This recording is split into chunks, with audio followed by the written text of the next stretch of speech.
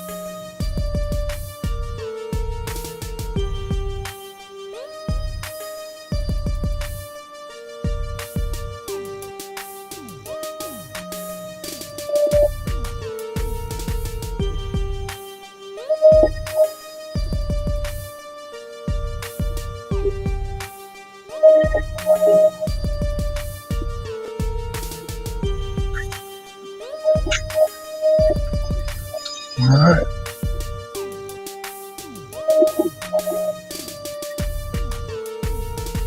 We're 8 minutes into it. All right.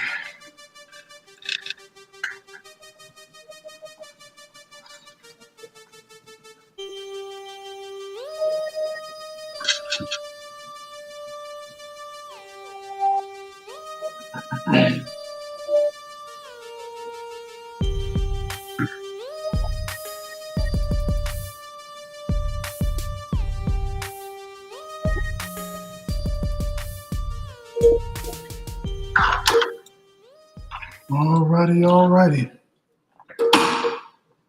Sorry. Trying to keep my life to keep bumping. My head is so big.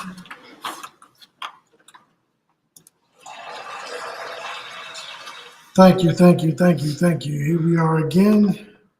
And as we start, as usual, short prayer before we get started. Bear with us. Heavenly Father, Lord, we thank you and we bless your name. Lord, we thank you for this podcast. We thank you. We hope that it reaches others. We hope that we are being an asset and that we are bringing something to people that they will need. Lord, we love you and we thank you for all things, for we are grateful. In your name we pray, Amen. Amen. How y'all doing? I'm Quintella. And I'm Kel. And this is Recipe to Chivalry. Thank y'all so much. For joining us. All right. And as you can see on the screen, we have 2 topics for the evening. I'm chewing this joint up. Y'all forgive me. You're going to kill me. My mic keep falling. And I don't know why. Let me fix it. Yeah, it keeps falling. I think I tightened it. Yeah, it's tight. But it keeps falling still. Okay. All righty. Let me move on and get kind of close here. You okay with that? Of course. So now with that being said, question A. How to navigate resentment and expectations. And then question B, when we get through with that one, will be, what's your preference with age gaps? Meaning, are you okay with dating someone older, younger, closer to your age, or what? Okay. All right. So it's so funny because I told him, we started this conversation early this morning about resentment and expectations. And what that looked like and how does that happen and things of that effect. And I was like, I don't think we need to be talking about this right now because I might forget everything, all of my points that I was making and so forth and so on. So let's start with something basic, which would be the definition of resentment. Yeah. Right. And let me pull it up. I got it right here. All right. And it has right here.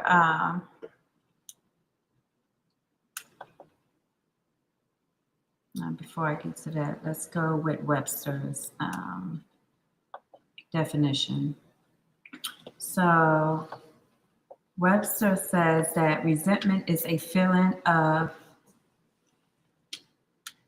excuse me, how do you say that? Let me see, where are we?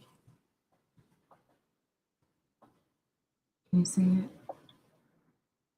Right here. What does it say? Feeling of indignant displeasure or persistent ill will at something regarded as wrong, insult, or injury. And that was Webster's definition.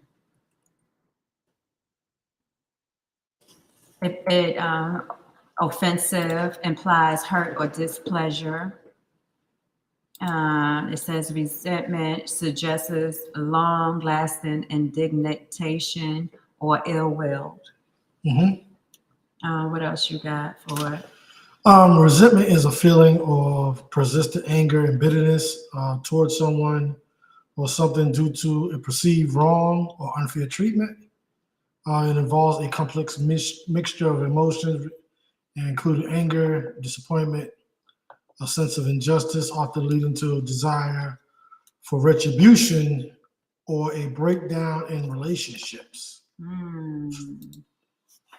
Okay. So, Kel was saying that he felt like resentment was like one of those bad words, It's a strong word for me. Very strong word for him. To say I resent you. Like I resent you, and if so, how does that happen? One of the points he was bringing up, and correct me if I was wrong, was saying that in order for something like, because we started at how do we get to that point? How do people in a relationship get to the point where they resent their partner? Right. And one of the things that we discussed is one of the classics, which would be infidelity, and how that made the person feel. Right. They said maybe that they forgave them, but every time something happens, the person still feels that. I was saying, in order to even get over something like infidelity, that some work would have to be done with the individual themselves. I think both of them need to do work, because the person that's being hurt, that was hurt, will have to do the work as to trying to figure out if this is something they can actually get through and get over, and maybe try to figure out what part they played in it. And the person that actually did the infidelity would also have to do the work individually to kind of look at themselves and say, okay, what caused me to even go there? And we were also discussing about, in order for that to happen, does how they love them change? Yes. To cause that. So from my standpoint, the reason why I say for me it's such a strong word, because in that particular scenario, the person obviously is hurt. Mm-hmm. Right? Right. So to be hurt and y'all trying to work through that could be very well be something that you're trying to work towards. But when you say you resent someone. Okay, hold on. I'll give us 1 second. All right. Someone's trying to request to come in. You need to send the link again? Yeah, resend it. All right, hold on 1 second. She said she can't get in. All right, give me 1 second. Let me do this. Just send it to me. Copy that. Let me go back here. I don't think it should give us a new one every time, but for some reason it shouldn't. But I need to make sure I'm sending this to you. Just go up here, recipients, and type me in. Oh. Right there. And this one's coming from our recipe to Sherry page. So, okay, you should have that. Okay. You go back here. I'm sorry for that. So, what I was saying earlier, you know what? I can share this home screen. To share the screen, oh, they might not. I don't know if I can share this. They can see this right here. Yeah, see if you can put it up there. I mean, if I share the screen, they can see that. Can they? Where's it at? I don't see where it's sharing it. Right here. It says it's going to share that. I clip that, hit share. It's sharing it now. So the link should be up there for you guys to see. It's weird how you have it right now, because it's as if we're small and they're. Yeah. Let me see. Let me stop. Let me see. Yeah. See. It's showing the same thing basically. Yeah. I stopped that. I stopped that. Okay.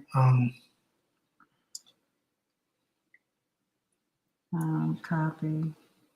Let me take her.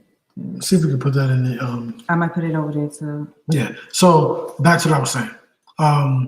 So that resentment word is strong because in my opinion, you have not forgiven that person to resent them. In my opinion, I can be upset with you. I can still be working through it. But to me, to say I resent you is something much deeper. Um, and we can always talk about the lack of trust and all that good stuff. But like we brought up a definition of the difference between resent and hate. We're two different things because hate could be looked upon as a big demographic of we got a guest here. Hello, how are you? Hey. We don't hear you. Hold on. Make sure everything up here you can be heard and see. Yeah. Um, didn't hear you. I seen you wave. You're on, but didn't hear you, V. Oh, hey. There you go. Hey, There there you go. you How you doing? go. Hey, real quick. We can do it at the end. So thank you for joining. We have We a think that repeat guest here, constantly uh-huh. popping up on the Restream. We got our birthday lady. It is her birthday, so Yeah, everybody she's taking congratulate some her time today. to be with us today, and we appreciate it. Looking Looking, fabulous over there. look, oh, look. Thank you. Ooh, Clock look it, at clock that, it. looking. Again, back to what I was saying. So I feel like resent. Well, you got to tell her what the topic is. Look, you see it, Okay, because we kind of got into it so it's already. how to navigate resentment and expectations. Okay. And we were discussing. We gave it the definition, a Webster definition of what resentment means. And I said resentment is one of those words that I feel like is a strong word. Mm-hmm. So the scenario she brought up was infidelity and how that can bring up resentment between the two in the relationship. And I was like, well, that's a huge issue because me personally, I feel like resentment is such a strong word where you haven't forgiven the person. And that's why you resent them. You don't love them the same. Because for me, if I Mm-hmm. resent you, I don't want to be around you. I don't want to have anything to do with you. But now, Yeah, it's like borderline hate.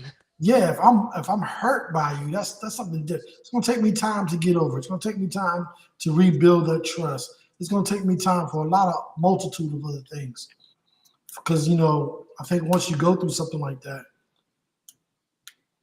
you kind of start questioning your own self of why did this take place or what happened. So that resentment word, in my opinion, is super deep.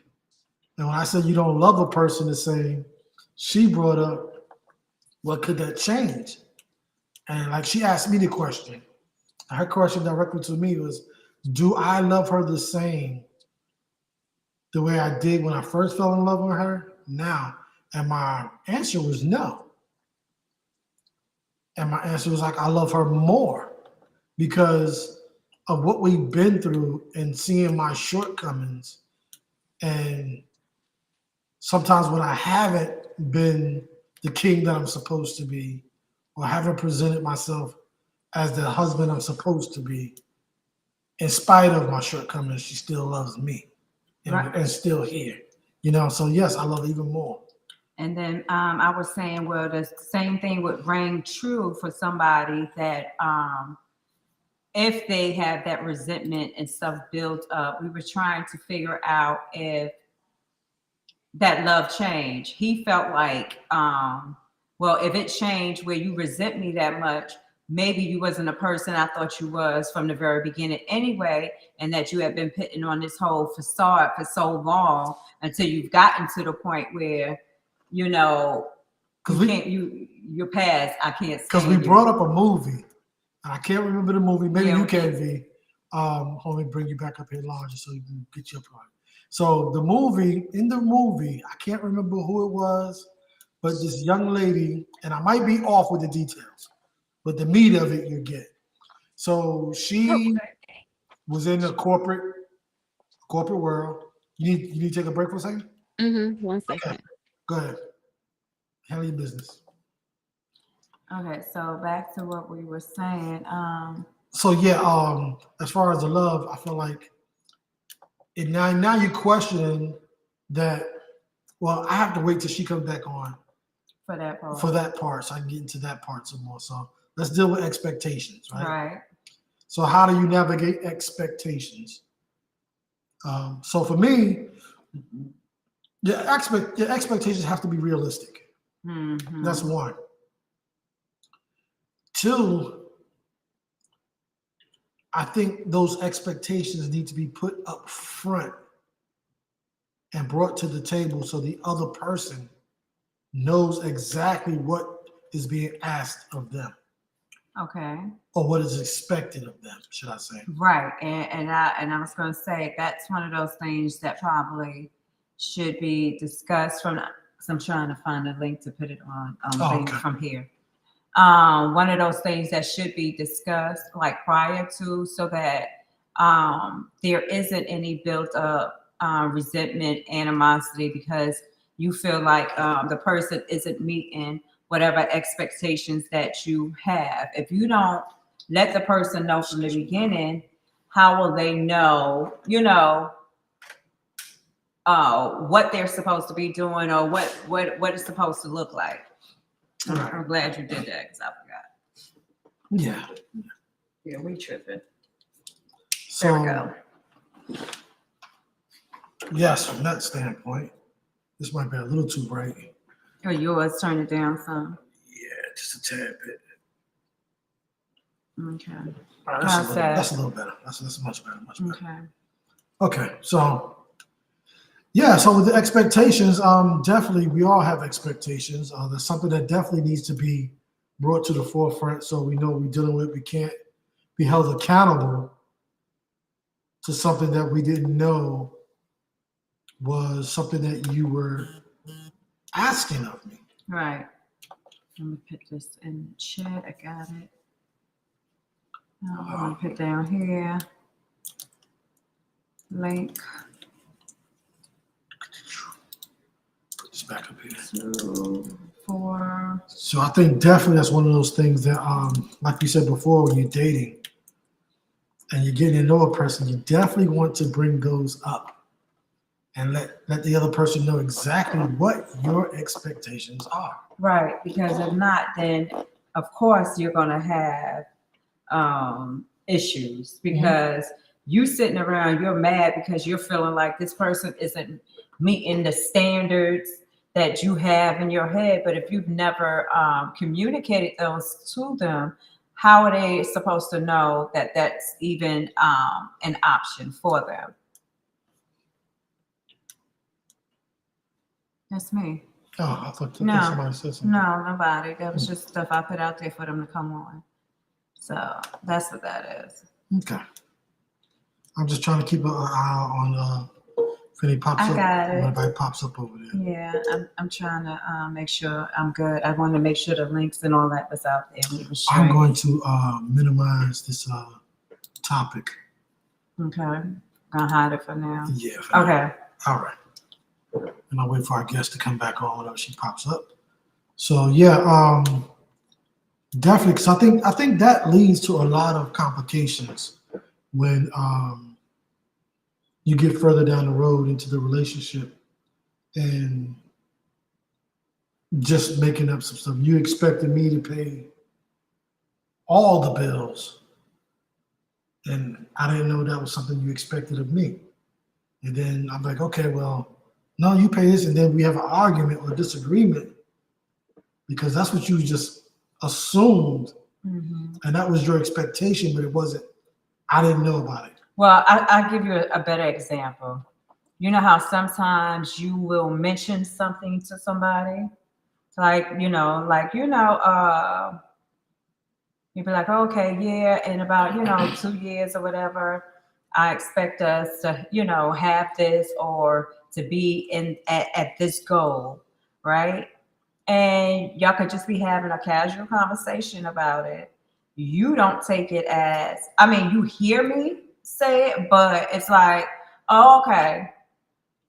Well, And then, then there's really, and I'm like in my head because I didn't really communicate that that was something that I really wanted to do. It was just a casual conversation about things I would like for it to happen, not that we should be working on it now. So your argument could be like, well, yeah, you said it, but you said it in just casual casually, talking. right? And not that that should be something that we should be working on X, Y, and Z. And then when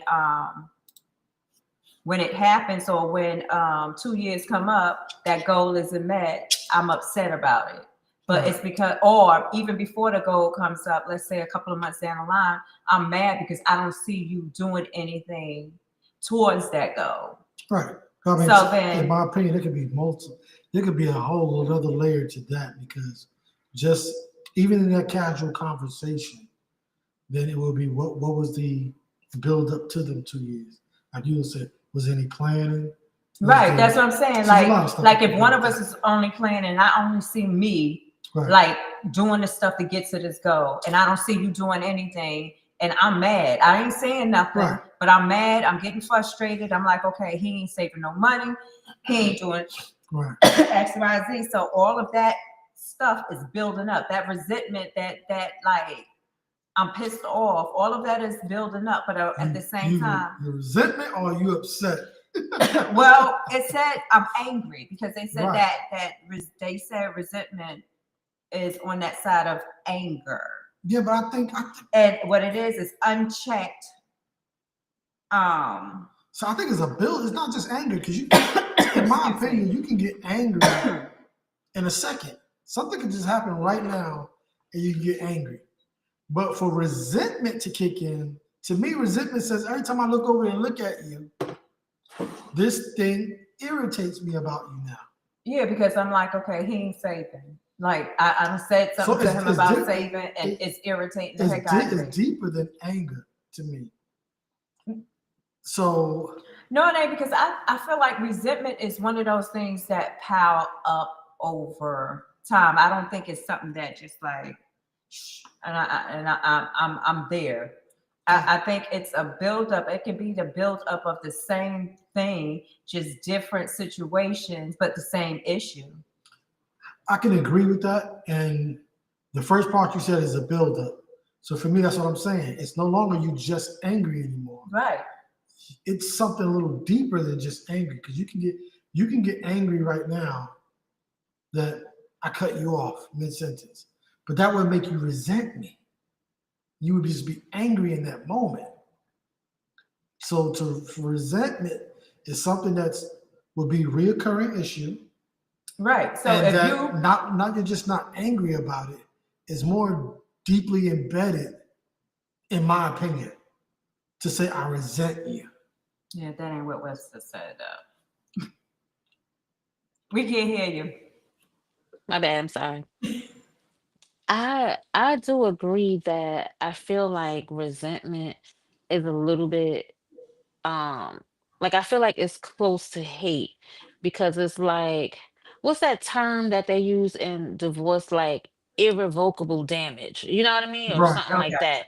Like Mm-hmm. it's deep, so that way every time I look at you, it's like, yeah, I resent you. It's a little bit more because I feel like, you know, I I think about my kids. I get angry when they don't do what they're supposed to do around the house. That's reoccurring, a constant conversation. But if that happens at 11 o'clock, by the time 4 o'clock come, you know what I mean? I'm not really thinking about that no more. I done moved on, you know what I mean? You don't resent them. Yeah, You're angry. I done got over it. Right. Whether I had a conversation with them or not, I done got over it and moved on. But I feel like when it's like resentment, like the hurt and the pain is so deep that even if you have a conversation, you can't just move on.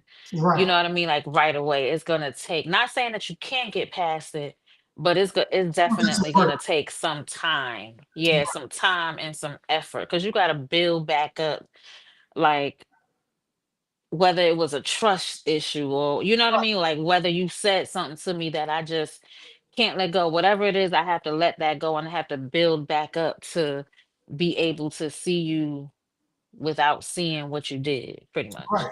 And to like one part, I can't remember what we were looking at. Maybe we should have left it alone. I told But you. one part we were looking at was We got deep this morning on that bad boy. it could lead to not loving you the same. There was Right. something on that because like my point was imperfection. None of us expect the other partner to be perfect. So my love for you is based out of both parts. The parts that I love about you and the willingness to overlook the parts that I don't like about you. Right? So now when it comes to resentment, so now that this is my opinion of it, right?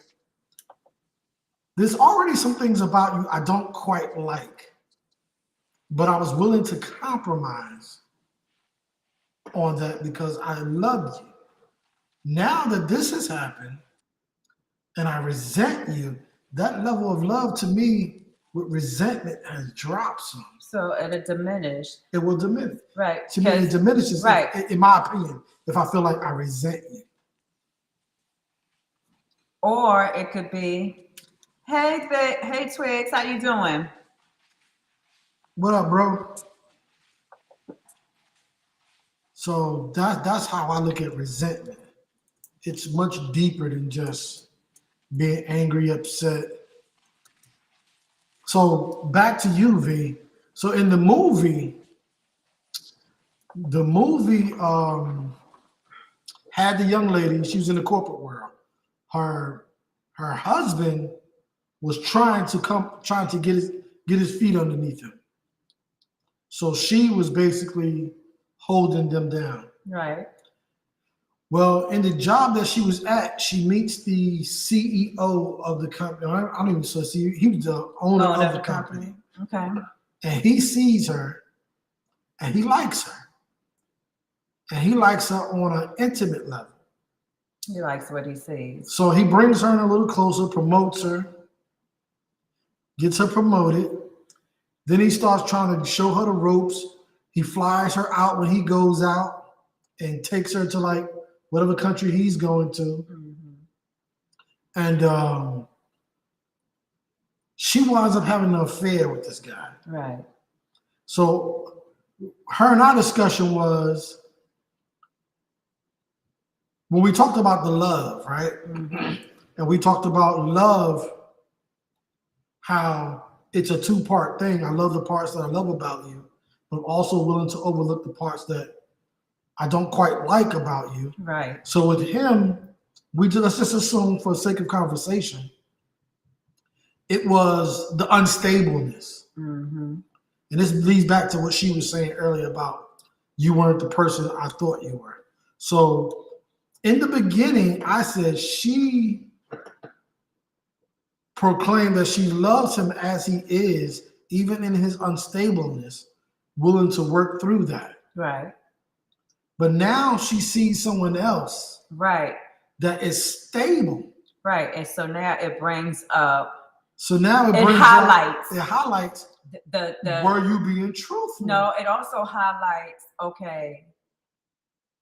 She Why thought you say no? Wait a minute, just let me finish. It highlights what she thought that she was okay with. Right. Now that she's been exposed to something else, right, she now feels like, oh, this is what I should have been having.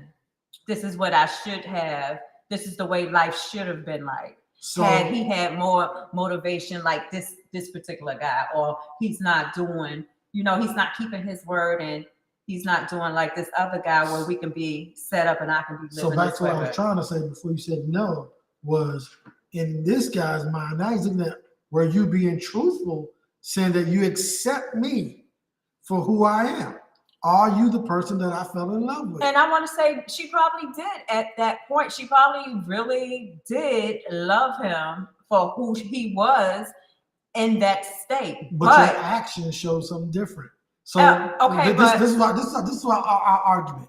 Our argument was the guy. So her husband and the CEO, they look good. they both All look the boxes check off except for unstableness. right. And now she jumped ship over here. She didn't even check this guy's character. Right. She absolutely didn't. But She it was did, because of the stableness that he showed and the unstableness that she was dealing with. So why wouldn't it lead to me to say you were not truthful in saying that you love me for who I am now? she loved you. She just didn't love that. She don't love the situation that she's in with you. See, So, and I think that's she back. don't That's love. back. That's No, back to that's my. her. That's Stop her saying environment. no. Because So you're listen, not listen. letting me finish. Okay, go ahead. What I'm saying is, it's an environment thing for her that changed. So she was in this, one state, and then it's just like going to a new part of the world. You think you live in great until you go somewhere else and you find out that shoot, I ain't living like I thought I was. So let me ask you this So question. that's environmental, and that is what changed her outlook or her decision making about, okay, well, I this is what this is nice. This is how I should be living. So let me put it in some kind of like some caveman terms. So Of course, caveman. how would you feel, V, if I came to you and said, V, I love you. Everything about you, I love, except I don't like the fact that your hair is blonde. But I love you know, that's your hair color. I can deal with that. I don't quite like that you're 5'4", but I love you regardless of those two things. I love you enough to put those to the side and say, you know what, I love you enough to overlook those things, right? But then I find somebody that is 6'1", that has black hair. Everything else is just about the same, and I go over there and mess with that person. Do you feel like I was honest with you when I said I love you in spite of? But then your imperfections that I say I can deal with because I love you enough, that's exactly what I go chase. Um, so I believe that two things can be true. Okay. I believe that yes, you can love me, um, but I still will also believe you settled. Because at the end of the day, um, you don't like that I'm 5'4". Nigga, I can't it's the way God made me, okay? He did not start making no mistakes when he made me. So if that's something that you didn't like, then you shouldn't have never been with me anyway, because it would be a form of settling. That's my So it's point. like that's what I'm saying. Like I do believe that you can love the person, but at the end of the day, you would be essentially be settling. So for me, when you do go and step out with that person, I am not surprised because I would be hurt, but I would be like, if that's what you wanted, you shouldn't have never been with me because I'm not that and I'm never going to be that, you know? And see, that's my point, right? Yeah, but So financially, you can't say, okay, I'll never be that. Let's say what are you talking about? because the when you talking about the movie, like stuff like her height and the hair color, that's like her height, she definitely can't change that. Hair color, she can probably change the black hair. But what I'm saying, wait a minute, but let me just finish real quick. And then what we was talking about with the movie, as far as him being unstable, um, maybe in her head there were ways where they could, even if they wasn't 100% uh like okay, they're not, he'll never probably be as wealthy as this man, but if he could have shown her maybe some stable, be a little bit stable, I mean, show that okay, we can at least be able to take care of our stuff in the household without always worrying about. So because he did, that makes it okay? No, I'm not Okay. saying that it does, but All right, it doesn't. so- But what I'm saying is, Here's where you tried to make the description between being financially stable, and I made the discretion between appearance, right? right, This is where I feel like the point is moot, because the onus is my preference, right? right, If she has blonde hair and is only 5'4", I have the absolute authority and option to say, you check most of my boxes except those. So therefore, I'm going to move on and find someone that checks those boxes, right? right. We lost you, V. Yeah, they're probably singing happy birthday to her. Probably. So if I come back and tell you, you don't check those two boxes, but it's okay because I love you enough to not settle, to not compromise, Mm-hmm. but to be with you in spite of. And then after all that, then go do just the opposite. So then to me, is, did you truly love me? I think the person did. They just, I don't like think she they said, did. I think they did. I think they I don't did think exactly they what they just took second best. They thought they settled. Like I think V said, because you can't say that they didn't love them. They just, again, I feel like it was. It could be environment. It could be a number of things that would cause the person not to feel the same. It's not that they didn't love you, they just don't feel the same anymore, whether it's due to those circumstances or Right. So right. So that doesn't mean that they don't love them though. So again, I said you didn't love me the way you said you did. I thought I did. The person could very well have thought they did. They really could have at that time really believed that they could. Wait a minute, babe. I'm telling you, they could have really believed that they did at that time until they were put in a situation where it questioned whether they did or didn't. The way they love them. Yeah, I'm not saying that they didn't love them. It's like, okay, yeah, I do, but I think you're making my point and don't realize it. Probably am, but I'm just trying to get mine, I want somebody else to come on here and give me a different perspective. Well, your bro was on there, but I don't think he's saying anything. He fell off. Yeah, he's not really saying anything. I said hey bro to him, and that was it. So it was like an in and out thing for him. So I don't know what he's doing. Okay. I did put the link out there for him to come on so that we can actually hear his voice and do it that way. But whether he will or not, it doesn't. Anybody wants to come on, the link is on the Facebook page. You're willing to come on the live restream and have this conversation. So for me, I would have to question that. Like, okay, so let's say in the movie, like I said, let's say it was something else. Let's say it wasn't something that she knew of it being a shortcoming. Mm-hmm. And now it rears its ugly head. Okay. And that's what is. You got anything on your side? Oh no. I'm on my page looking at our page. Okay, I was just trying to see was there anybody on yours. So you have some. No. Okay, it's the same thing. So you're on Kelly Quinn too. He said he listened to us. Yeah. Okay. Okay. So listening, but do you have any input? So EJ on there. I want EJ got anything to say. But again, it would lead the other person to question. He said somebody he trying to get on. Use the link. We didn't see him come on. Yeah, it'll pop up if he come on. But it would lead me to question that.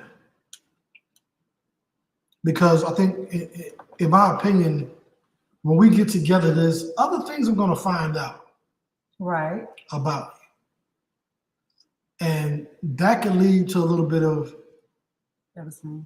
us, having moments that we got to work through. Okay. But if it's something that you already know early in a relationship and you say you're okay with it, but then that's what you go chase behind somebody else for, then I have to question that. Okay, so it's fair to say then that having a real conversation about what your expectations are, what you're needing or what you're wanting or looking for should be discussed. Absolutely. It's back to the second part of the question, expectations. And we said earlier, those should be brought to the forefront so nobody's left in limbo of what they were being held, what standards they were being held to, Okay. or someone else's standards, should I say. So basically, without verbalizing expectations about the give and take in a relationship, what do you think about that? Like those, I feel like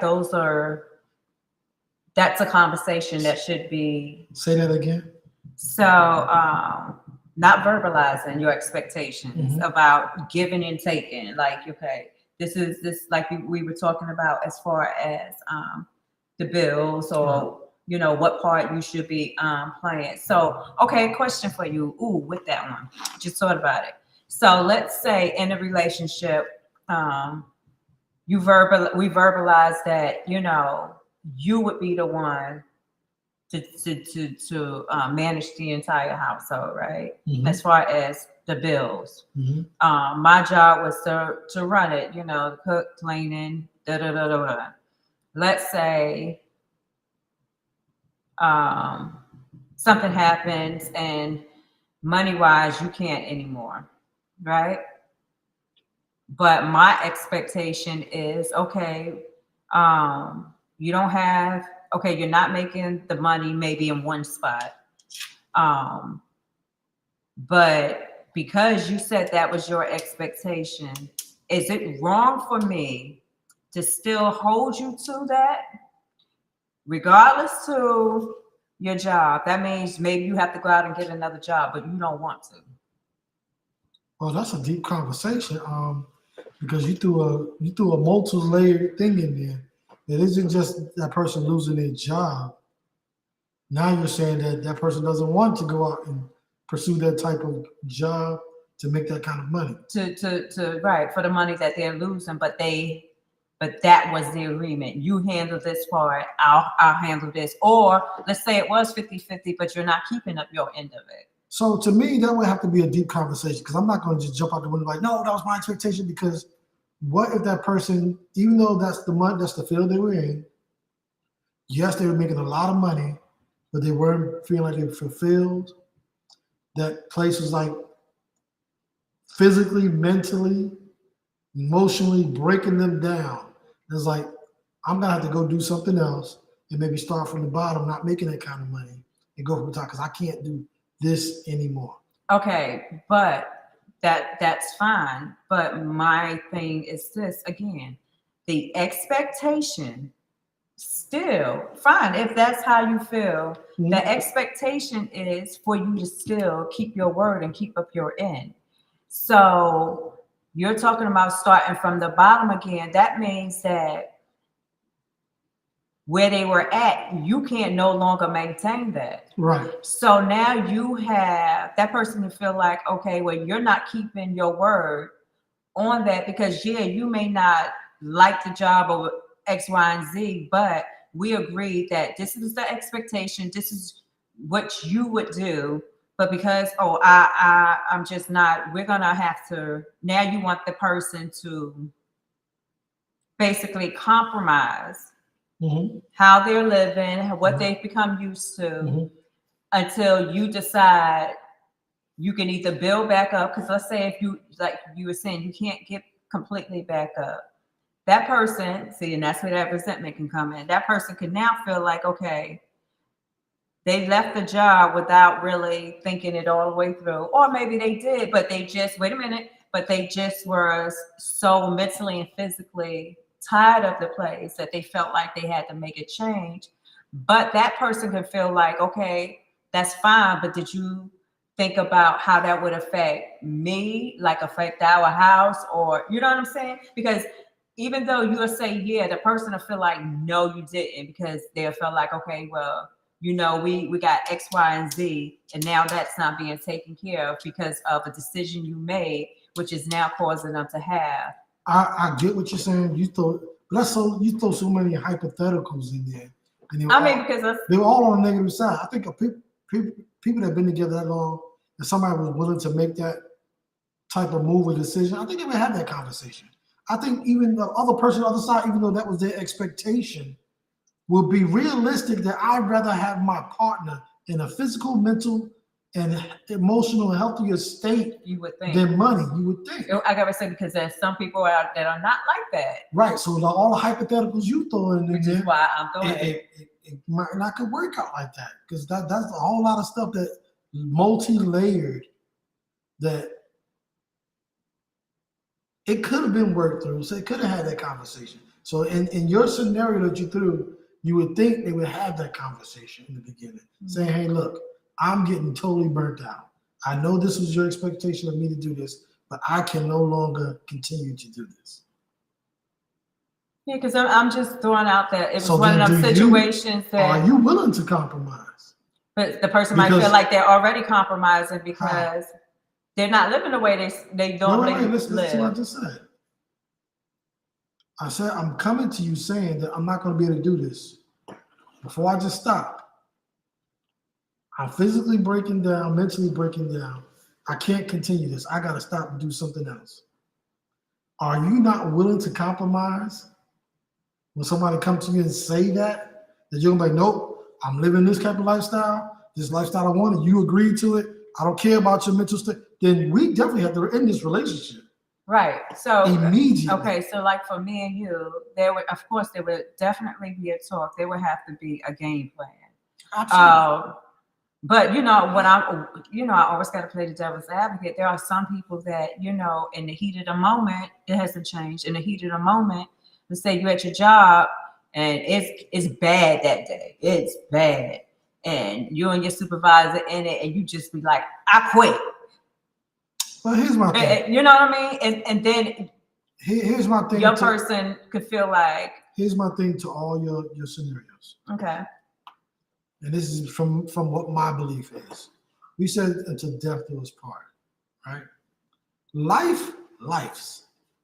Things are gonna happen. But if I love you enough, in spite of that, we can sit down and work through it. That's what I believe, if I truly love you. If you jumped up and quit tomorrow without having a conversation at all, and it put me in some kind of financial bind, I need to sit back and say, she has to be mentally broken to do that, because the person I marry normally would not just up and do that. Right. That's why I said we have to have a conversation about, hey, what's going on with you? Right. Are you okay? Right. I'm not going to jump into, oh, that was your agreement. You said you, no. What is wrong with you? We need to work on you, because that ain't you. What's wrong? What happened? Okay. A job can be fixed. Right. We can figure that out. Even if I feel, me personally, I'm simple, you know me. I know. Even if we have to downgrade to somewhere where we're not living like we used to, we can always get that back. This is material stuff. Right. True that. Always. And I didn't marry you for material things. You would think. But again, because we have to step outside of these are conversations, because there are people that they marry to build finance. But some of them who do that, they understand that. Right. And they go into that agreement because they had that conversation. Right. And that's why I brought up the scenario I did, because, that was the conversation, and now you did something totally opposite of that. Hold on one moment, y'all. Excuse me. So yeah, you would have to Yeah. definitely have a conversation and work that out with you and your Okay. significant other, I'm on the podcast. because things happen. What if it ain't just me saying I quit and I just don't want to do this no more? What if I got sick and I just can't do it? Oh, well, that's so different. That's not different. No, That's lifing. well, that's life. So now that was my that was my agreement to handle all this, but I physically can't do it because of the illness. Do you still say no? No. I hope not. I hope they that was don't. your agreement. Right. You So better get well. Right. You better take these booster shots.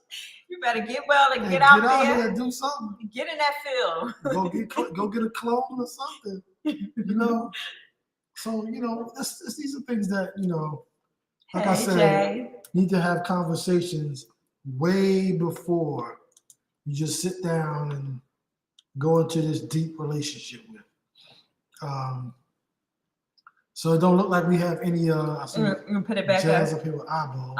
You can put the what we were talking about back up there so they can kind of see what the topics that we just finished, which was how to navigate resentment and expectations was the first part, and we are just now finishing that up.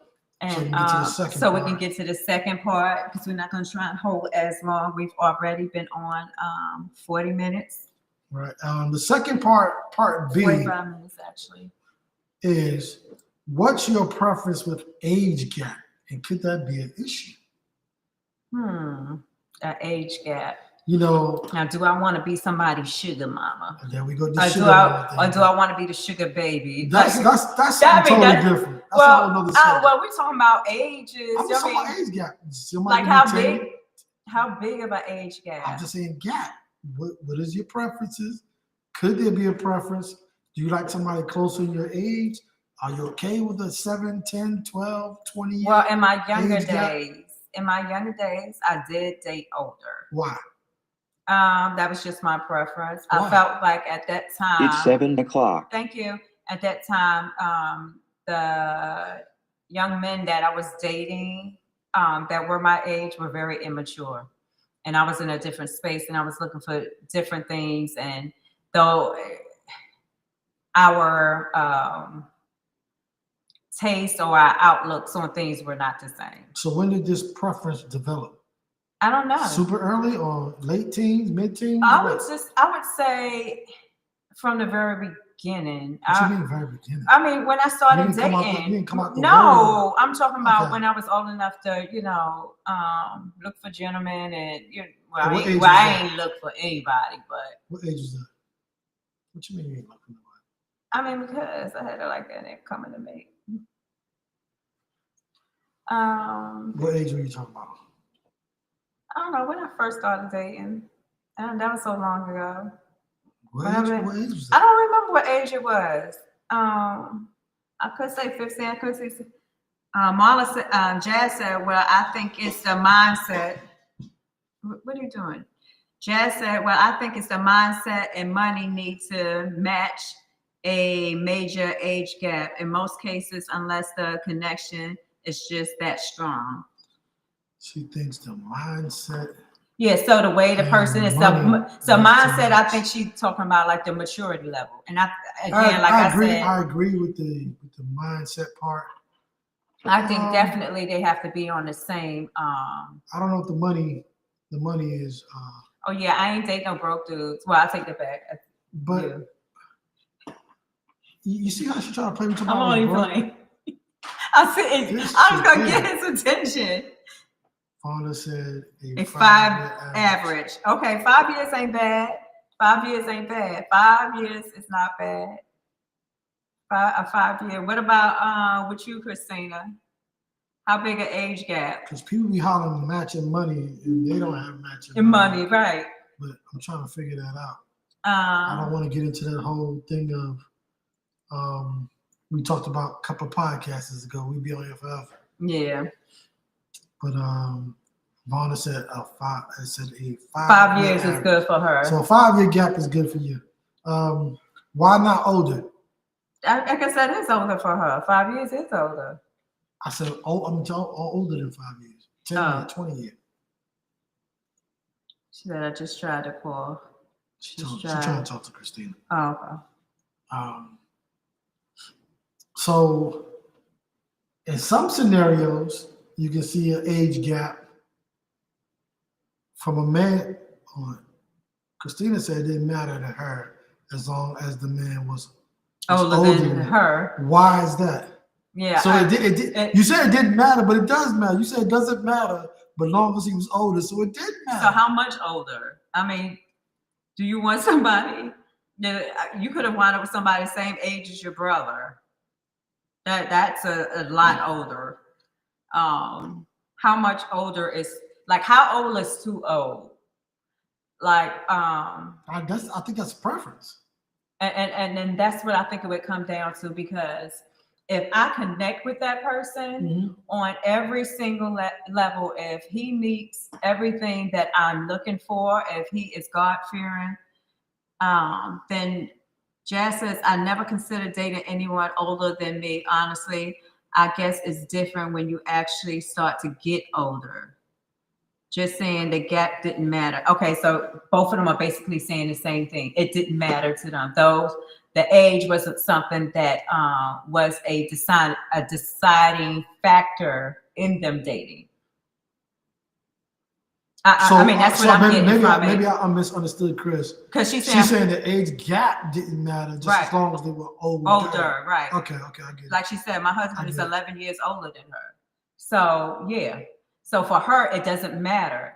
That the age wasn't the thing that was one of those. I thought she said it didn't matter either way. Oh, okay. That's what I. She just wanted him to be older than she said. She was. The gap doesn't matter. Right, had to be older than her. Right. Okay, I got you. And what did Jazz say? She never considered anybody right older than me. Honestly, I guess it's different when you actually start to get old. No, I don't think that. I don't think so either. Once again. So, like, back to you. Okay. I'll get EJ here in a second. But my question to you is, I was asking at what age, because you didn't just start dating. Oh, I'd rather date an older man because they're more mature. It had to develop somewhere, that thought. But not EJ, so much as I think what happened was more of what I was into and what the type of men I kept dating were older than I was. And then me being around other guys that were my age, I got to see the difference in behavior. So that is why I kind of gravitated towards the older, because the behavior was more aligned to what I liked and what I was comfortable with. Okay. Now EJ said my parents are 14 years apart, and me and Christina are 11 years apart. But I definitely think that all depends on maturity of the person. But I would also say that the older you are, I can't see the rest of this one, the greater the gap could be. I mean, I get that part. But okay, so I feel like everybody not keeping it funky on here. What you mean ain't keeping it funky? There you go. What's your expectation of what you were looking for? So for me, growing up, it was because we were told that was the cool thing to do. I ain't talking about you. I'm talking about from the men's side. Okay. That if you dated an older woman, you were doing something. Kudos to you. I seen girls that dated older guys, not because the young guys are so much mature. It was the cool thing to do that you dated an older guy. Back to Jazz. What she say? In high school and college years, most people date within that range, but once you leave those circles, it's more options because you're in different spaces. I see that 50-50. When you say college and high school, college more so also because that's your demographic. High school, maybe because that's your demographic. But like I'm saying, I think your environment, period, could navigate those ways. If you're around a good mixture of people, which I was. Yeah, so I think it just your preferences might sway a little bit. Like I said, it was a cool thing to do. So if the opportunity presented itself, sometimes you find yourself doing that, not because so much you develop this level of self-awareness, the maturity level. It was just a cool thing to do. It wasn't until, like Jazz alluded to some earlier, when I got older, that like, okay, yeah, I can see why later on some girls would date older guys because of the maturity level, or some guys would date younger girls. It won't. It might be because of the maturity level. That even though they're younger, they're still mature. And guess what? They look They're young. young. They look young. Yeah, everything's still tight. Chris said, I think Jazz responded first. Oh, yeah, she did. She said, yeah, I was going to kind of speak on that, but I was saying the majority dated within the range. Okay. And then Chris said, I realized in my 20s that dating a younger guy was out of the question because the majority of men I met were immature and not looking to settle down. See, and again, because she was already in a space where she wasn't trying to date 50 million guys and play the field. She wanted. So when did you develop this? So you saying right out the gate, as soon as you started dating, you wanted to settle down? Well, if you think about this, I'm asking her. Okay, but let me just throw this out there. She's a younger. Okay. Yeah. Let me just throw this out there about us and little girls. You know, from day one, we are given little kitchen sets. Mm-hmm. We're given dolls. You know, we're given all this stuff where you're playing house. Mm-hmm. So that is something that is already being instilled in us, even at a young age, of what that is or what that should look like. So I could definitely see how the minute you start dating, you be trying to lock a dude in. Because that is something that you are taught, or you've been how do you say it, developed into to kind of doing, like shown that that's the way it's supposed to be. I can and agree then with that's that. Why the maturity level comes in, and why, you know, when Jazz said programming. Well, you call it programming. I think it's absolutely not programming, but it would be culture. Right.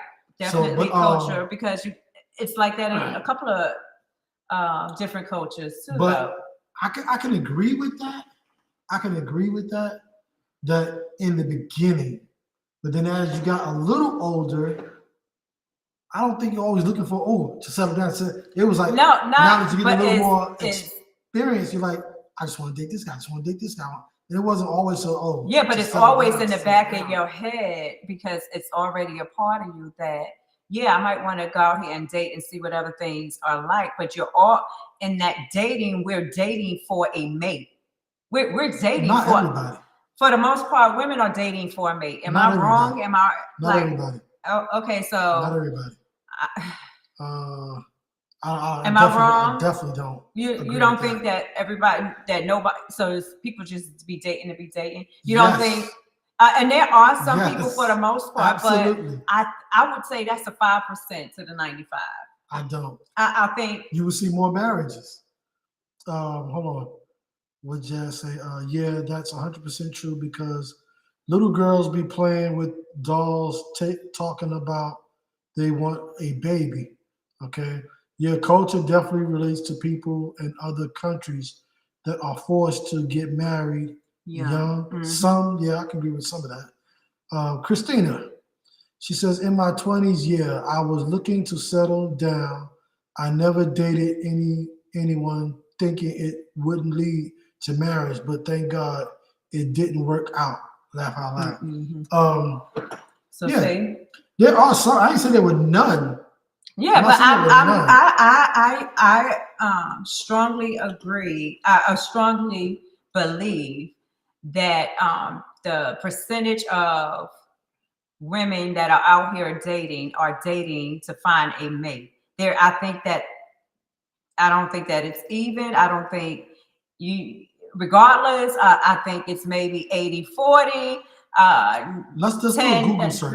yeah. I think it's going to be in my favor that Okay, so a lot Google. of people dating today are not looking to settle down. That would probably be men. They're looking to because that would be men. I don't think that's women. I think that percentage is probably higher on the men's side, as it always has been. I would be shocked to see that it's women, because even some of the most successful women in the world, I believe they want a partner. They're looking for someone. They're looking for their forever partner, or somebody that they can be in a long-term relationship with. EJ says, I agree with Jazz and Kel for different reasons. To Jazz's point, high school and college, most people are trying to figure out who they are and what they want. But on the flip side, to Kel's post, if you're in middle school and it is cool if you date someone in high school, yeah. It's cool. Okay, I did that part. If you are a freshman, it's considered cool to date a senior. Definitely. I can definitely agree with that. Okay, so this quick Google search says this. It says, while there is no single definitive statistics on the exact percentage of women seeking to settle down, research suggests that a significant portion of women, though not a majority, are open and actively seeking committed relationships, right, including marriage. Right. However, there's also a growing trend of women prioritizing career independence and personal fulfillment, leading to those choosing single life or postponing. Yeah, postponing, but it doesn't say that they don't. They leading a single life. Right, they're leaving a single life to postpone something. They're postponing getting married. I said. Wait. So the question was, they're dating to settle down. This says they're. It didn't say they were dating. It said a single life. Right, a single life. So we don't know. Date. And it could not be, because if they're putting their career ahead, then dating is on the low end of that.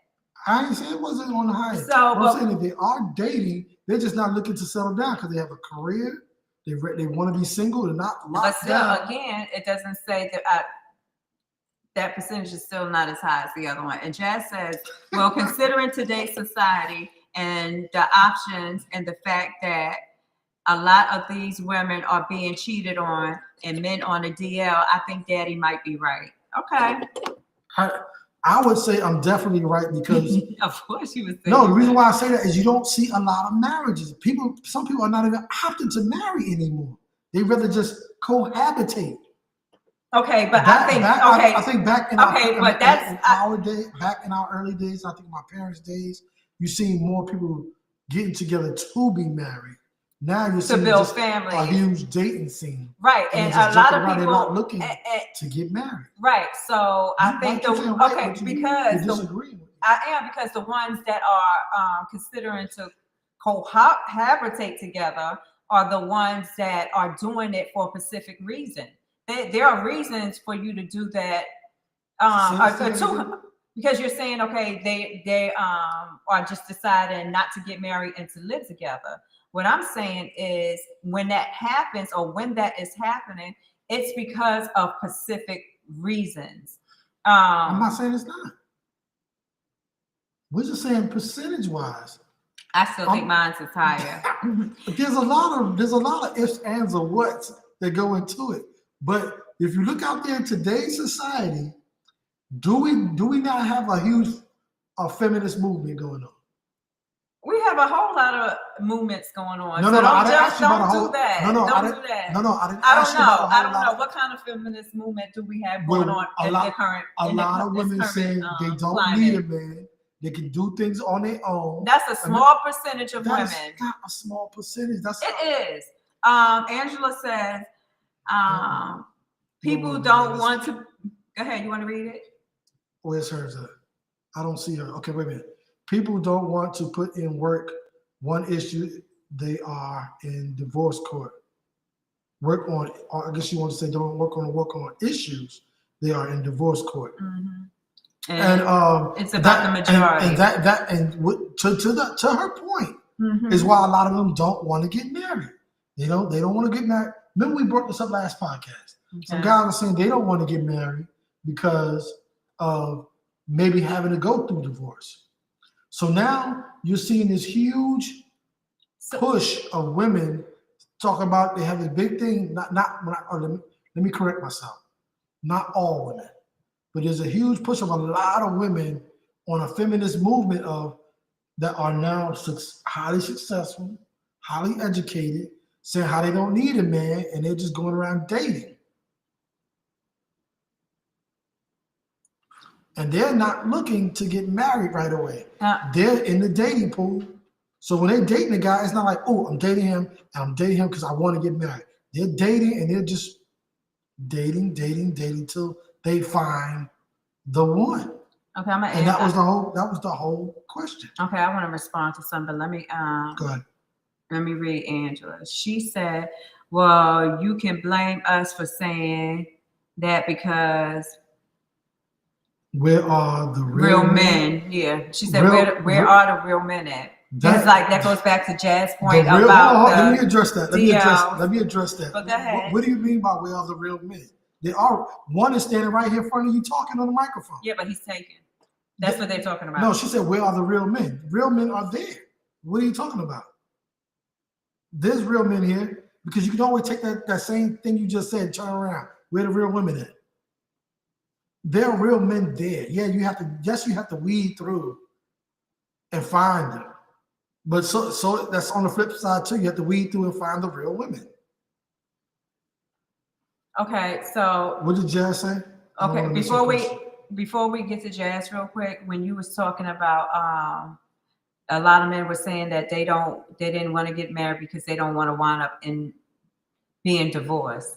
Why would you get into a relationship to think about getting divorced? Okay, we brought this up last podcast. And the reason why some men were saying that is because it gives an incentive. Because of the way the court system is made, it gives some women the incentive to walk, like Angela said, it gives the incentive to just clean walk away instead of working through the difficulties of marriage. That's on both ends. So let's go back up to Jazz. She said, also keep in mind that the ones that were considering change their mind after seeing what women and men are going through. So basically she was saying that EJ, you want to read EJ? EJ says, he agrees with me. And if we are comparing nowadays to like 15 and 20 years ago, right. Okay, Angela said, we are forced to do things by ourselves and step into masculine roles. And it's hard to get out of that after doing it for so long. So that's what she's talking about. And when she said, where's the real men at? And my question still stands. I mean, my response still stands. I understand that you're saying you're forced to step into these roles. But I'm not talking to you directly, so don't take this personal. But again, that's why we're saying have these conversations and expectations up front. Because we could probably walk through a whole bunch of stuff and look at why some of these relationships fail because you had expectations and you lowered your standards. And you said, I'm not saying you, please don't take that personal, but you lower your standards. And now you're upset because of something that wasn't something that you were willing to deal with or put up with, should I say. You're now faced with dealing with. And on the other side of that, this person's like, well, when I got together, you knew this. Now, all of a sudden, it's a problem because you never communicated that is like a deal breaker for you. And I'm sorry, go ahead. No, I'm just saying that, if you know there are some things that are, like she was saying, like we've stepped into masculine roles, and let's say, now you're dating and, you got 3 options, and are you putting it out there that, look, I understand, the men, they be saying, okay, you're soft era or whatever, or just be a woman or whatever, be soft or whatever. Basically to communicate that, hey, I've been in this role for a minute. I don't want to be here. So if I get with you, am I going to be able to step out of this role? Also, on that note, you have to be willing to actually step out of it and know that the man may not handle things the way you're used to handling it, but the job is getting done, so they're not moving as fast. And a good example of that is like with me and Kel. There are some things I'm definitely one of those things. I can do it myself. I don't want to wait. But patience sometimes is best. Because I'll ask him to do something, and if I want it done, I'll just go ahead and do it. I'll ask him to do it, and I look, and it's 2 days later, it's still not done. Are you going to be okay with waiting for that man to do it and not getting upset about it? Because it will get done. It just doesn't get done in your time. So that's just one of those things that I think some open communication should be there about, and some grace should be given. So, where I was going to? We got to go back up. Jazz says because they watch friends and family get divorced, it's not on both ends because what you say? Most of the time the women wants up or with half of what the man built. Let's be real here. Most of the time the men have the higher income. It's the higher income. So that's why she was talking about with the courts, where you were saying that people were talking about they don't want to, men are talking about they don't want to get divorced. You was like, yeah, most men say they don't because then they got to give up half of everything they have. And she said, what she is saying is that, well, let's be realistic, because 9 out of 10 times the man is the higher paid one in a relationship. Yeah, and most times. But what does that really allude to? We're talking about divorce. When you're talking about the men, that's why they're dating. They don't want to get, or they saying they don't want to get married. Right. So that's what she's saying. Maybe that's part of the reason. You know. Absolutely, because it gives the woman an incentive to walk away versus working through it. Right. But let me go back to EJ. I want to get back to Angela too. Okay, she got more. EJ says there's definitely real men out here. Thank you, EJ. Hold on. Because he's one of them too, my bro. But sometimes women look for the real men in the wrong places and vice versa. Kudos to you, EJ. Good response. What up, cuz? I see you, Aretha. EJ again comes on here and says, oh, I definitely agree again with me. If women is up front and not only say what she's looking for, but also sets boundaries like no sex, no spending the night, etc., then she can weed. All right, let me hit this again so I can see the rest of it up. So then she can weed out the men that aren't serious, because trust me, men and women do what you allow them to do. Absolutely. I definitely agree with that. All right, so back to Angela, right? So now I am addressing you. I don't not negative, but when you say that women are forced to be in masculine roles, what roles are you specifically talking about? Hey, Cuzzo, how you doing? Handling the bills, I believe she would say, like, maybe now she got to take her car to get it serviced. Take out the trash, because that's one of the things I don't. All right, so let me stop. Let me stop. Trash. You said paying bills, right? Right. How is that just a masculine role? No, I'm saying because that's okay, well, masculine roles. She said she's forced to take on masculine roles. Your response was maybe she got getting your car fixed. Maybe getting the car fixed. Wait, I'm just naming some stuff. Right. I don't want you to go on a multi-rant. I can't answer. I want to answer some of the stuff you're going to. So how is getting your car fixed a masculine role? Because maybe that's something where she grew up seeing that her father did all the time for the mother. Because the father was in a relationship. So it's not a masculine role, because if you're single and you got a car, that's your car. You go get it fixed. But there are some children, because there are some, I know a couple of females. Mhm. Well, they are single still. Mhm. They have a vehicle, and their daddy will still come get their car, make sure it's straight. There's nothing wrong with that. That's a father taking care of his daughter's car. Okay, but it's not a masculine role. If you desire a car, is it masculine to buy one?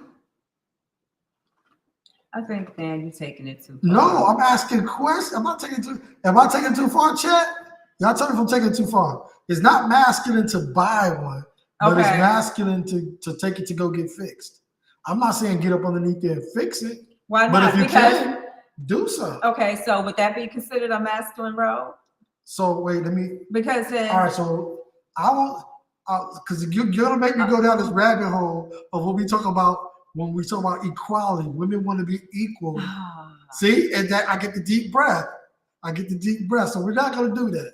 Okay, let's go with what Jazz said, because you know what he's saying is basically there are no masculine roles for men. That's not what I'm saying. But yet, that's not what I'm saying. But yet, men are forever telling us we're taking on this masculine. Why we acting like dudes? So that's not what I'm saying. I asked her what was she speaking of. Please come in here and tell her what you was talking about, because I'm trying. You brought up something I just suggested. Jazz says right now. Jazz says that's about to change.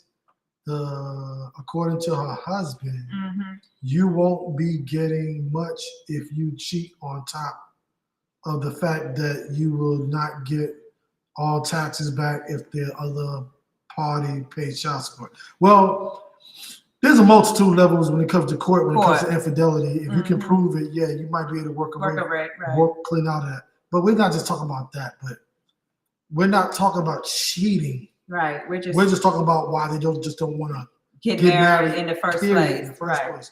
And that's one of their reasons. Right. That's one of their biggest reasons for not getting married. I would love for somebody to come on here that is just living with somebody to kind of, help us out and tell us, okay, what's your reason for living together and not getting married? My cousin says, Marie said, here on my way back home and finally decided to tune in.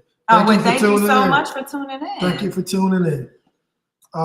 So Angela, where you at? Can you give me a few? Your masculine roles. A few because he ain't gonna let it go. You done brought it up now. I'll let it go. I mean, I'm not hung on it. I just want to know, when she says she's forced into a masculine role, I want to know what those masculine roles are. And what standpoint is she coming from? Is that from a single standpoint? Okay, how do you share live? If you go all the way back up to the top of this this feed, you will see the link for you to click on. You're just gonna have to go all the way back to the very top. We love live guests over here. Come on over here. Come on. Let me see if I can. Because it is not public. I was trying to tell them that. No, let me see if I can repost it in there. So I can't invite my audience. Your audience can always go to the Restream. It's posted. Right, the Restream app. Like I told you, Jazz, when we go on there and look at everything says public, not private. So I don't know what to tell you. But here, I'm posting the Restream app right now. It's in there. Christina said we got to make it public. We have made it public. Our page is public. Everything is public. I don't know why it's not showing and why there's issues. Like this whole Kelly Quinn page. The Restream, my Facebook is posted right in the chat. Anybody that wants to come on the live can come on the live, and I will bring you on. Right. And your opinion can be heard. She said no, not on Facebook, but okay. Yeah, when we go on Facebook and open up Facebook and we look at all. She wasn't talking about Facebook. I guess she's talking about the Restream, where we're streaming for. I don't know what you're talking about. I don't know how I don't know why it isn't, but. What, some of this public? Yeah. It's not public. You have to get an invite. Right, you have to get an invite, and that's the link. Is up here. I just gave y'all the link to get on the stream. So you just got to click on that link I just put in there, and you can definitely come on. But anyway, back to you, Angela. So I want to know. I guess. Yeah, I'm waiting for her to pop up here. I don't see anything yet. Not yet. There we go. That's Vonda. Okay. She came back. Okay, so I want to know from your standpoint of what masculine roles you feel like you were forced into, and from what position are you being forced into those masculine roles from? So when I say That position, just shows y'all two, or yeah, is that okay? just us two. It says 5 are watching. Yeah, Okay, but that's just two right possible. here. Okay. So when I say position, what I mean, are you talking from a single out here dating position, from a more of an intimate relationship, dating, married? That's what I'm talking about when I mean position. What position are you saying you're being forced into? Women are being forced into masculine roles from. Jazz said the video can only be seen by y'all Facebook group. If it was public, we could tag our friends. I don't know what to tell you because I I don't got it open know. for all. I'll screenshot you. I can show you that it's Right, open to maybe y'all everybody. can help us, but I don't know. It's on my side. Hey, I see you. I see you, big Okay, let me red. see viewer. Um,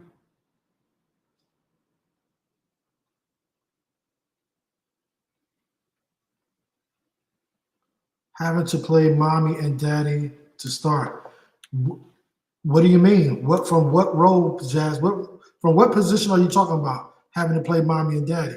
Are you talking about from a single mom's position, a single mother position?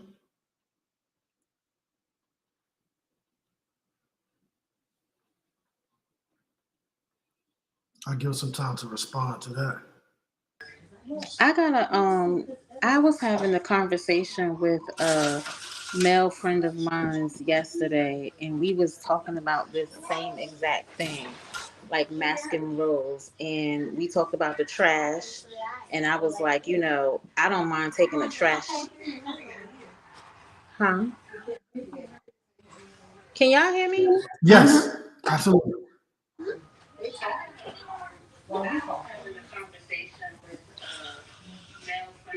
Yeah, we can hear you. Oh, oh, it's a lag. We was talking about that, and I was telling him that, even like as far as the trash, like I would take it out the trash can, but I would expect him to take, you know what I mean, like take the trash outside. mhm. And he was saying for him, he wouldn't even want me to touch the trash. And we got on the subject of the car, and he was saying that too, like, okay, if he's with a female, like he feel like it's his job to take the car to get an oil change, find out what's wrong with the car. He feels like he don't want the female to do anything like that. So I think it just depends on, you know what I mean, like what you feel comfortable with. Because I do agree to certain extent. If you're single, you really don't, you really don't have a choice. So to your discussion, this is my point. I got some other people that said something. I'm gonna address y'all in a minute. Angela, I'll get back to you in a minute. So from my point, what I was saying is you assign these roles, say a masculine role. Me personally, I feel it's unfair because it's just a duty, right? Now, in a relationship, yes, my wife will tell you. I tell the girls, don't touch the trash. The boys take it out. Boys take out the trash. Their cars, okay. Yeah, I'll go do this. I'll change this. I'll do that.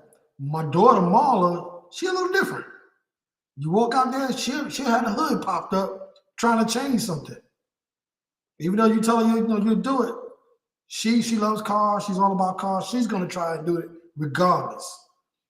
So what I was saying was, like we're telling us, like, yeah, that's a masculine role. So that's a masculine role. So now I'm saying, if you're single, you don't have a man, you're not even dating, you're gonna wait for a man to come change your trash? Are you gonna wait for a man to come take your car to get looked at and get fixed? Or are you gonna do it? So it's not a masculine role. It's a duty. But when you're in a relationship, Now I can see you assigning certain duties and responsibilities, even if you want to break them down to gender. I can see that. I I mean, don't yeah, have, that's what I don't I'm have a talking problem. about in a relationship because again, if you're And that was single, my you're standpoint. gonna have to do it. Right, You don't have a choice. right. So now, Angela first. She's talking about single, not dating, laugh out loud. But I do everything myself, and I'm gonna do with it. But it's going to be hard. You have to forgive me. It's kind of far away. It's going to be hard for someone else to come in and take me out of that. Okay. Now I get what you're saying. So, all right. So you're not being forced into this role. It's a role that you have to take on. You're not being forced into it. But I understand you saying now when another man comes in, you're so used to doing these things that it's going to be hard for you to step back and let him assume those things. And that's something you're going to have to work through with that man because it's going to fall under the levels of being a little It says submissive. 3, you can only see 2. So when you go here, then you see somebody. King. Who is King? I don't know. All right, we got another person on here. Who's king? Hello, sir. Who is King? You gotta turn on your You just can- turn on your audio. Turn on your audio. You can be heard. You can be seen. Can you respond? Okay. Well, we're leaving Okay, right there well- until we figure out who they are. Take him back out. He gonna have to type in the chat or something. Typing Okay, down King there. is typing. He's Angela's friend. Okay. Okay. Well, Do hello. you want to be heard or seen, King? Because I brought you on. You can type in the chat whether you want to be heard or seen. You can just be heard. You ain't You got can to just put be your heard. Turn your camera off. I can turn your camera off. It's up to you. But But back to let me go back to the chat. Jazz says, well, they only certain things that a man can teach a little boy. If you have a son, I'm just going from the most basic narrative of with people and kids. Yeah. I definitely agree with you on that. But there are some women that they're single and they're trying to figure that part of it out too. Yes, I'm not disagreeing with that. So King said it's a lot Okay, going he's just on in my background. Okay. I'm listening though. Okay, cool. I We got like you here in that. the chat. So if it's something you want to type in Just type to it be in right answered, there, just type it in. We can see it, and we can we'll address it and respond. respond. Okay, so yeah, back to Angela. Ooh, Lord, hot flash, y'all. Just Yeah, all this so glycerin. I won't say I understand your part now. What you're saying that it'd be hard for you to fall back and let the man assume control over some things, and that's something you're gonna have to adjust to and have that conversation. Right. Just don't. Again, we're talking about have that conversation. I've been in this role for so long; it's not easy for me to just give up All that responsibility and all of that power because of whatever it is that the reason why you're so uncomfortable with it. Address that, and for him to understand that's something that both of you are going to have to work towards. Role responsibilities changing. Right. Possibly. And not only that, or with maybe her, or maybe also with her, like I was saying earlier, is don't expect for that man to always jump right in and do things how you would do it. Because you got to remember, he's a man, they move differently than we do.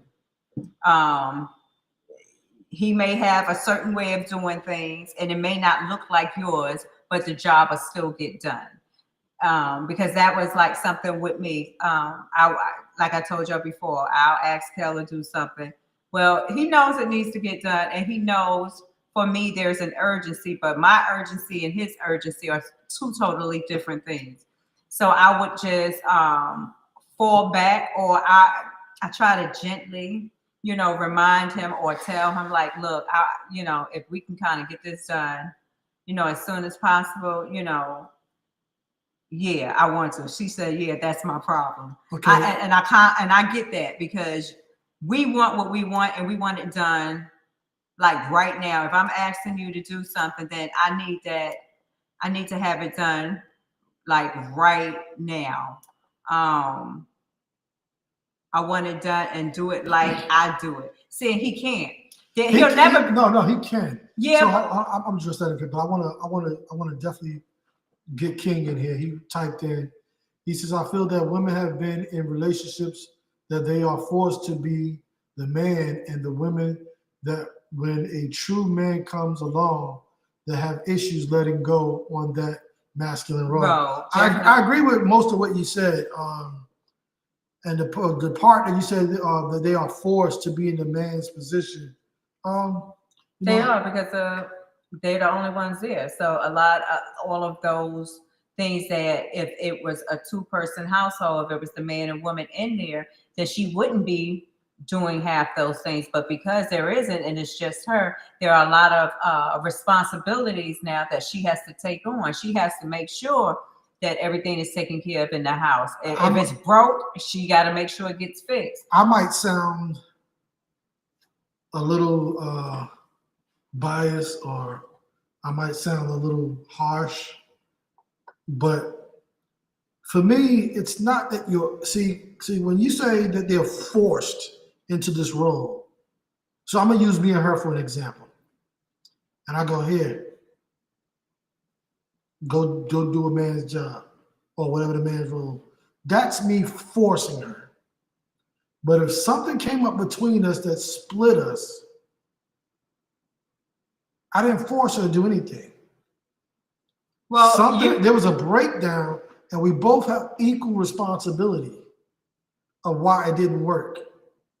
We both have equal responsibility. You weren't forced. Something broke down, and now you have duties that you have to assume the role. So what if I didn't do anything, but you just cheated?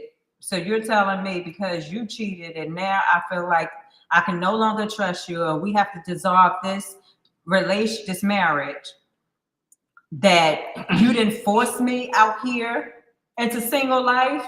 I feel like because of your actions, I am now being put in an inconvenienced position, which is forcing me to take on roles that I would not have had to take on because of you.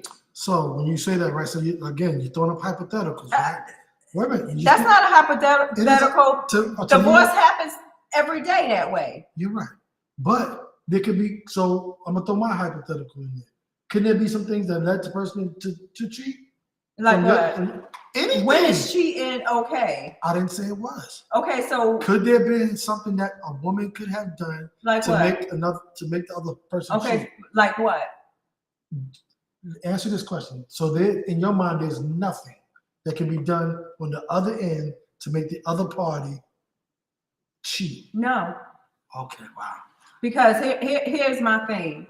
If you feel like you need to cheat, then that means I'm not the person for you. Or like how you were saying, you didn't love me the way you said you loved me. Like we talked about expectations. I'm not what you expected. I'm not what you needed.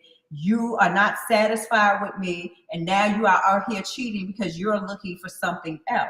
So when you say not satisfied, why would I not be satisfied? Hold on. Well, you're V wants to come on. Hold on. Right. That's the end result. She can come in. V, you're open, V. You're not muted or anything. I feel like and again, I'm not saying that is right, but I feel like in a committed relationship, lack of sex will cause somebody to cheat. Thank you.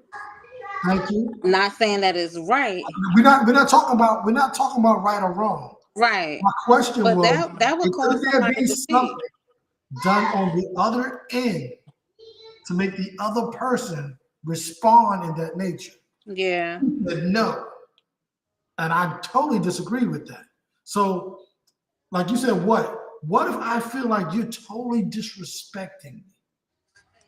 You're not treating me like the king I am. Okay. Wait. Go ahead. You're constantly belittling me. We go out somewhere and the second you get the opportunity to make me look small and minute, you do that. Okay, my question That to way you. for somebody Okay, but here's that my can question. make somebody, and I'm not saying he's right whatsoever. I'm saying, could that lead somebody to doing something as far as infidelity? Okay, but my thing is, why is that? Let's get down to the root of that, because why am I all of a sudden making you? Because apparently I didn't do it before we got married. You throwing Right. a bunch of hyper. We can go down a But that ain't hypothetical that what we train. doing? No, because my thing was, Okay. like I said, we responded to King and we responded to Angela, and it was about the force part. They're being forced Okay. to do masculine roles. Now, I'm not saying this fits every scenario. What I'm saying is, I look at it as there's a breakdown, and we said this on other podcasts, other shows before. It's very hard for people, including myself, to look in the mirror and admit we're wrong. Mm-hmm. Even in the worst scenario, in the worst situations of somebody committing infidelity, that person cheated on me. You don't want to look in the mirror like, well, what did I do? No, you broke. It's hard to do self-assessment. It's very hard for us to do that. So what I'm saying is, in those situations where somebody said that they're forced, sometimes we have to take accountability and say, hey, this happened, and we split. Now I have to obtain, I wasn't forced, but I have to accept these responsibilities because of this situation. Angela, I'm not saying that's you, I'm just saying in general. Right. Let me get back to these. So I know she said I want it done. I want to address that. She said I want it done and Like do it like I I do. Like I do it. That's a possibility, but it has to be communicated. Right. Like, yeah, but I give you a perfect example. So like with my children, right? If my son is told to clean the kitchen, he's going to go in the kitchen. He's going to wash the dishes. Mm-hmm. He's going to wash. Well, he ain't gonna wash the dishes. They're going in the dishwasher. I don't even know why you say, because you don't buy the dishwasher. No, I I hate do. it. I don't like it either because he But leave them in there for days. Back to what I'm about to say. So he'll make sure the dishes are washed, right? And then he's gone. Marla will go in there, wash the dishes, put them away, sweep the floor, possibly mop the floor, Clean down the stove. clean down the counter. And that's how she washes the dishes, right? So with that being said, you can teach him or show him like, okay, that's your way, but this is the way I want it done. Or this is the way it should be done. Like I was saying, you can do that because it isn't like the example you use in Wickage isn't like he don't know. He just chooses to do it the way he likes to do it. Well, and you have that. Yeah. That's what I'm saying. It's not that you can't be taught to do it that way. You can definitely show somebody the way you want it done. Right. Doesn't mean they always do it that way, though. No, it doesn't mean that they won't. No, absolutely. So it can be done. Okay. The next part, Angela said, I think that's what he's saying, being in a relationship with a man who isn't stepping up and the woman is forced. Okay. And then Aretha said she agreed. I asked her on what part. Then Jazz came back with communication, people's number one issue because they aren't real. Okay, so I guess what she's saying in the communication, they're not being real. That's almost like a two-part because communication and real. So that's multi-layered. Right. Because communication is people's number one issue. I totally agree. Right. We do not communicate very well. Right. And then you said because they aren't being real. No, it's not that you're not real because you don't communicate. Some people just don't communicate very well. Well at all. Or they have a hard time, like me. I sometimes have a hard time expressing everything that I got going on in my head.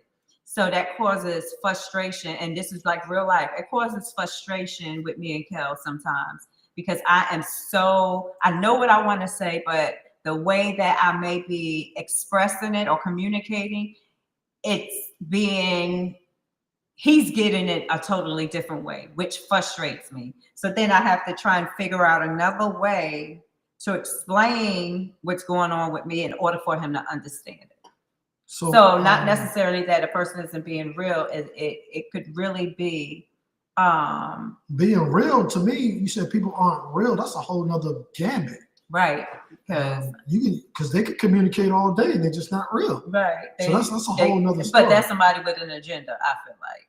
Because if you're not being real and you're in a relationship with me, then why are you here? What's the agenda? What are you here for? To get the draws, dog. Which is a lot of times. So they'll show you what they want to, or whatever you communicated, as long as it gets them to their end goal. That's true. So and I don't want to go down this rabbit hole, but when Angela said she's talking about like real men stepping up, again, I still say you're not. I won't say you're forced, because it could easily lead into, is this a reoccurring habit of you dating these type of men that aren't stepping up? So are you actually being forced, or do we take ownership and evaluate and say, why do I keep dating this same type of person? And then you have to internalize, okay, am I not being upfront with my expectations? Mm-hmm. Or, hey, do I have this set level of, these are my standards?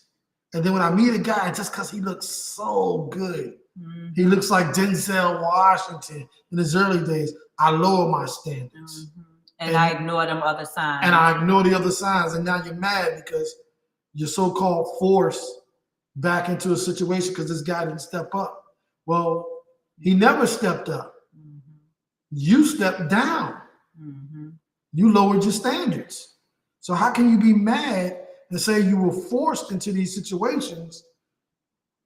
Take ownership that you put yourself sometimes in these situations because of, like Jazz said, lack of communication, not setting boundaries, not explaining your expectations up front.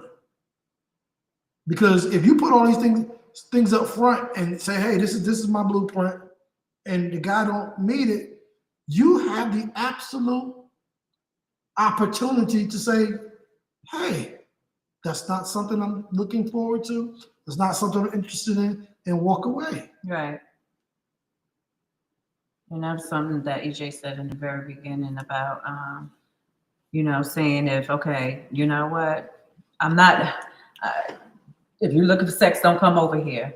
And spending the night and having sex, Even though for some men that don't deter them either, because they look at that as a challenge. Like, yeah, she says she ain't having sex, or she been celibate for the last 3 years, but I guarantee you, in the back of their head, it's a game for them. I'm gonna try and knock that down. Some of them it is. Some of them. Now I'm a breaker. I just gotta stay there long enough. But again, the ball's still in your court. Mm-hmm. Like I try to tell my girls a long time ago, men will tell you anything. Make them prove it. Because if you don't, and you end up what you end up with, that's on you. You the one that jumped the gun and, oh yeah, he said this and he said that and just went off his word. See, Angela said, okay, I'm gonna say this. You can say that, but sometimes you can put all those things up front. So basically you can say all those things up front to the guy, and they are up front, and the guys will say they are this or that and lie. Yeah, okay. Absolutely. Mm-hmm. But the ball is still in your court. So that man can't make you do nothing you don't want to do. Let's play this game, Angela. Let's play this game. Hi, Angela. How you doing? I'm fine. Look, I'll be Angela. Oh, hi, Angela. How you doing? I'm well. Hey, do you have sex on the first date? No, I don't. So when do you have sex, Angela? I'm not having sex till I get married. So now, what do I have to do? Put a ring on my finger and I have to prove it. Yep. I can lie all day, but I have to prove those, or else they're lies. But the minute you allow them to not prove it, that's on you. Because some men will go ahead and get the ring and be like, okay, well, we engaged. We engaged. So technically, drop it like it's hot. Drop it like it's hot. And then you gotta stay true and be like, yeah, we're not married. Right. Because you can pull up out of this at any time.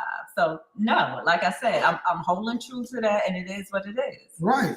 You know, I done been down that road, and no, I'm not giving myself to somebody else who's not willing to give me 100% of themselves. Absolutely. So, you know, again, she's talking about touche. So, again, the ball is always in your court. You have to make the guys prove it, because and at the end of the day, make them prove it. Some of us men are very patient. Like we talked about before,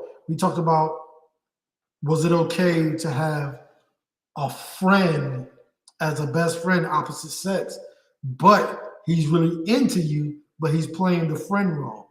And I said, yeah, that guy. Hey, Big Red. That guy will play the friend role forever in a day, waiting for the opportunity for you to slip up, because that was his end goal. Mm-hmm. And not all guys are like that, but some guys will play that role forever. Mm-hmm. I'm cool with being your friend, but if you ever in your life slip up, they're like, you know what? One night, what's that? As we lay to, we forgot about tomorrow. As we lay. I'm waiting for you to play that song. We'll wait. I'll sit back and play the friend role forever until you play that song. And then it's all she wrote. Okay, King said. All right, so King, he said, well, when I tell you I love this woman down to the ground, I mean all of her. Her greatness and her shortcomings, she should have been my wife 4 years ago. I think her problem is she doesn't know it's how 8 o'clock. to Healthy love. And that is true. But let me put that out there for Angela. Hold on a minute. Go ahead. So that is true. So sometimes, so I tell you what, I tell you, this is for you, King. And this is going to be a tough one. This is going to be a tough one. So I saw a video, and there was this girl talking about she met this guy. And this guy checked off all the boxes, was doing all the things a man should do for a woman. And she dropped him because he was quote unquote too perfect. And she's like, nah, I just can't. He's just too perfect. He's just too perfect. So she dropped him and then ran around dating other guys, dating the same old guys that, like Angela said, tell you everything you want to hear, except the truth. And then she wound up, they stayed in contact like very, very little. But she wound up texting the guy one day because her and her son got sick. And she asked him, like, hey, could you run to the pharmacy and grab this and grab that because I'm not able to go and I'm sick. And the guy was like, hey, sure, no problem. So he ran and did that, brought it back to her, and he kept doing little things here and there, and they wound up getting back together. She was like, oh my God, he does this. He showed up at my house to start my car so I can go to work. And I'm telling you now, that's my husband. So it sounded all good. And then somebody said, well, they didn't understand what was the problem when she first got with him. Mm-hmm. Wasn't he doing all the things then? So what makes it different now? And it's the guy was like, is it because Now you're in your late 30s and you're seeing the clock ticking down. Or she went back out there in that dating pool and the water was muddy and she realized what she had the first time. It wasn't that he was a good guy. He was the right guy from the very beginning. But to her, it was, it was like, nah, he being way too nice. He can't be it. So the part I wasn't expecting, the next question was simps. And he's like, could this guy be a simp? Because what would make a man do all that extra stuff for a woman that typically, like she said, most men don't do? Right. He was perfect. Mm-hmm. And then for you to turn around and dump that man. Right. He could be to go get with the scallywags, and y'all still in some kind of communication. So he sees this. Mm-hmm. And then for you to double back around, why would he not wait? I mean, why would he wait for you when he can go find somebody that knows how to deal with healthy love? Right. Because that's what he was showing her. He was showing healthy love. Mm-hmm. So why wait for somebody that got healthy love and didn't know how to accept it when you can give that to somebody who knows what healthy love is and accept it? Mm-hmm. Maybe it's not her. Maybe it's like you said, that she realized after all this time, what am I doing? Mm-hmm. And somebody on here could probably tell me, I keep forgetting it. But King said, this is let the church say amen, and this is our triple back. I know that's right. So she was like, the definition of being insane or psychotic is when you keep repeating the same thing, expecting a different result, right? Mm-hmm. So what if it's the man and his lack of understanding that he deserves better? So not only does he give healthy love, he didn't expect it back. Because he's willing to put up with somebody that didn't receive it or reciprocate it. Right. And it can be broken down to, because if you saw the video, and maybe if I get a chance, I'll post the link up, but all the things she talked about him doing was, it was a give. Right. She never talked about anything that she did for him. To right. me, it didn't sound like what she was doing for him. For him, right. It felt like it was one-sided. Oh, he did this for me and my child. And I'm saying to myself, okay, well, he did all this for him. Well, because he came over to your house in the middle of winter to start your car before he went to work, did you maybe the next day tell him to come over and fix him a meal and just to say thank you? Like,